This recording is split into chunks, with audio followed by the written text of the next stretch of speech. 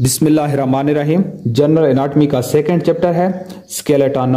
Skeleton bones और cartilage से बना होता है और इसके दो मेन फंक्शन होते हैं, supporting framework of the body और प्रोटेक्शन ऑफ मूवमेंट। अब बोन्स की क्या डिफिनेशंस है? बोन्स 1/3 कनेक्टिव टिश्यू है, ठीक है। ये इनऑर्गेनिक कैल्शियम साल्ट्स और ऑर्गेनिक कनेक्टिव टिश्यू से बनी होती है, ठीक है। तो इनऑर्गेनिक कैल्शियम साल्ट्स क्या करते हैं? बोन्स को हार्ड और रिजिड बनाती हैं, ठीक। और क्या करते हैं? Afford resistance to compressive force, ठीक, of weight bearing and impact force of jumping.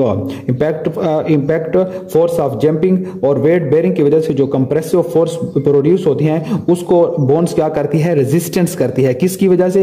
Inorganic calcium salts की वजह से। दूसरे हैं organic connective tissue. Organic connective tissue कौन सी चीज होती है? कोलेजन फाइबर्स, ठीक है। वो क्या करते हैं? बोन्स को टफ और रेजिलियंट बनाते हैं, यानी फ्लेक्सिबल बनाते हैं, ठीक। Afford resistance to tensile force, जो टेंसाइल फोर्स होती हैं उसको जो रेजिस्टेंस प्रोवाइड करती है बोन्स, वो किसकी वजह से करती है?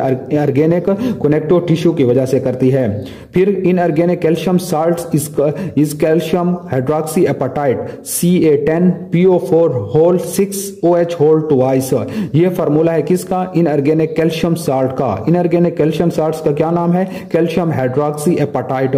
ये एमसीक्यूज के लिहाज से बहुत इंपॉर्टेंट है कि बोन्स के अंदर इनऑर्गेनिक कैल्शियम साल्ट कौन सा होता है? उसका नाम है कैल्शियम हाइड्रोक्सी एपेटाइट और इसका ये फार्मूला है। और ऑर्गेनिक कनेक्टिव टिश्यू कौन से होते हैं? Collagen fibres. Divisions of the skeletal systems.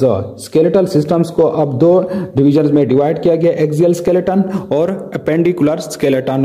अब एक्सियल स्केलेटन्स को डिफरेंट रीजन्स में डिवाइड किया गया, स्कल जिसमें है, दूसरा इसमें वर्टिब्रल कॉलम है और थॉरैक्स है, ठीक है। स्कल में क्रेनियम आता है, क्रेनियम में 8 बोन्स हैं, फेस में 14 बोन्स हैं, हाइड 1 बोन्स है और रिडाटरी ऑसिकल्स जो हर एक एयर में 3 बोन्स हैं, टोटल 6 हैं। मेलस इंकर स्टेमस इन बोन के नाम है। वर्टिब्रल कॉलम में 26 बोन है और थोरैक्स में स्टर्नम और रिब्स हैं। स्टर्नम 1 है और रिब्स 24 हैं। आपको नंबर ऑफ बोन्स मालूम होनी चाहिए कि क्रेनियम में कितनी है, फेस में कितनी है, हाइड में कितनी है, फिर इसी तरह रिडाटरी ऑसिकल्स टोटल कितनी है, वर्टिब्रल कॉलम में कितनी बोन्स हैं और स्टर्नम तो 1 है, रिब्स कितनी है, ठीक।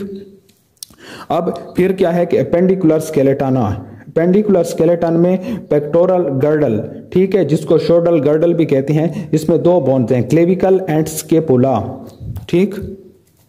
ये जो है एक्सियल स्केलेटन में ये स्कल आता है, ठीक है, ये थोरैक्स रीजन आता है और ये वर्टिब्रल कॉलम है, ठीक है। अब स्कल जो है इसको डिफरेंट रीजन में, ये क्रेनियम है, ये फेस है, ठीक है, फिर यहां पर ऑसिकल्स हैं और यहां पर एक वो है, ठीक है, हाइड बोन है यहां पर। फिर यहां पर जो थोरैक्स रीजन है इसमें एक ये स्टर्नम बोन है और ये इसमें रिब्स हैं, ठीक। और यहां पर वर्टिब्रल कॉलम है तो इसमें ये वर्टिब्रीज हैं, ठीक है। 33 वर्टिब्रीज हैं और 26 बोन्स हैं। ये स्कल रीजन है। स्कल में क्या आता है? स्कल में क्रेनियम जिसमें 8 बोन्स हैं, फिर फेस रीजन में 14 बोन्स हैं और एक हाइड बोन्स है और 6 ऑसिकल्स हैं।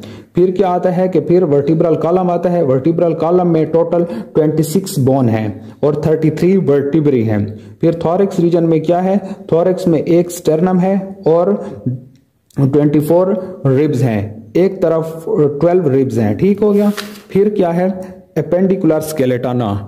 अपेंडिकुलर स्केलेटन में क्या है? पेक्टोरल गर्डल या शोल्डर गर्डल। इसमें क्या आता है? क्लेविकल और स्केपुला। क्लेविकल कितनी है? 2 हैं और स्केपुला कितनी है? 2 हैं। तो यहां पर ये जो है ना, ये रीजन जो है, ये यहां इसको कहते हैं पेल्विक पेक्टोरल गर्डल या शोल्डर गर्डल। इसमें यहां पर ये जो बोन है ये क्लेविकल है और यहां पर ये जो पीछे है ये स्केपुला है, ठीक। फिर इसके बाद क्या है? अपर एक्सट्रीमिटीज। अपर एक्सट्रीमिटीज को अपर लिम्स भी कहते हैं। इसमें क्या है? ह्यूमरस 2 हैं, अल्ना 2 हैं, रेडियस 2 हैं और कार्पल्स 16 है, मेटाकार्पल्स 10 हैं और फेलेंजिस 28 हैं, ठीक। तो यहां पर ये जो बाजू है पूरा, इसको अपर एक्सट्रीमिटीज या अपर लिम्ब कहते हैं।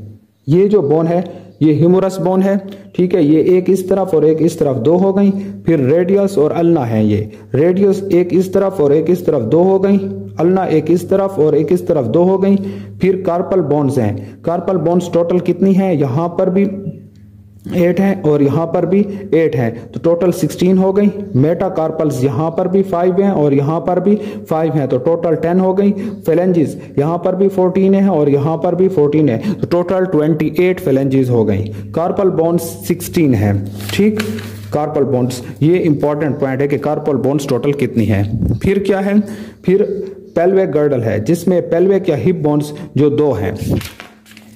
ये जो रीजन है ये पेल्विक रीजन है, ठीक है, ये यहां से ये जो बोन है यहां तक, ठीक है, ये जो है ये एक हिप बोन है और ये दूसरी, तो 2 हिप बोन या पेल्विक बोन, हिप और पेल्विक एक ही नाम है। ठीक, फिर क्या है कि लोअर एक्सट्रीमिटीज या लोअर लिम्स, इसमें फीमर कितनी है, 2 हैं, फिबुला 2 हैं, टिबिया 2 हैं, पेटला 2 हैं, फिर टार्सल्स 14 हैं। ठीक, मेटाटार्सल्स 10 हैं और फेलेंजिस 28 हैं। टोटल कितनी है, 206 बोन्स। अब यहाँ पर लोअर एक्सट्रीमिटीज कौन सा रीजन है, ये सारा लोअर एक्सट्रीमिटीज है। ठीक हो गया। यहाँ पर ये जो बोन है इसको कहते हैं फीमर बोन, यहाँ पर ये जो है ये टिबिया है और ये फिबुला है। फीमर एक यहाँ पर और एक यहाँ पर 2 हो गई, फिबुला एक यहाँ पर और एक यहाँ पर 2 हो गई, टिबिया एक यहाँ पर और एक यहाँ पर 2 हो गई। यहाँ पर एक पटेला बोन होती है, एक यहाँ पर और एक यहाँ पर 2 पटेला हो गई। फिर यहाँ पर जो है टार्सल बोन्स है, टोटल टार्सल 7 यहाँ पर है और यहाँ पर 7 है, तो ये टोटल कितनी हो गई, 14। फिर मेटाटार्सल्स 5 यहाँ पर और 5 यहाँ पर 10, और फिर फेलेंजिस 14 फेलेंजिस हैं, 14 यहाँ पर और 14 यहाँ पर, तो टोटल कितनी हो गई, 28 और। ठीक है, टार्सल्स यहाँ पर 14 है और कार्पल्स यहाँ पर कितनी है, 16 है। ये एक इंपॉर्टेंट पॉइंट है। ठीक है, यहाँ पर एक पटेला बोन है और एक यहाँ पर, तो 2 पटेला बोन्स। तो यहाँ पर जो टार्सल बोन्स हैं ये यहाँ और कार्पल बोन्स, इसमें 2 का डिफरेंस है, तो ये बहुत इंपॉर्टेंट है। ठीक, फिर यहाँ पर टोटल ह्यूमन में कितनी बोन्स हैं, 206। आपको ये जो टेबल में जितनी भी बोन्स हैं इनका पता होना चाहिए कि क्रेनियम के अंदर कितनी बोन्स हैं और डिफरेंट ये जो रीजन हैं इनमें कितनी बोन्स हैं। ठीक हो गया।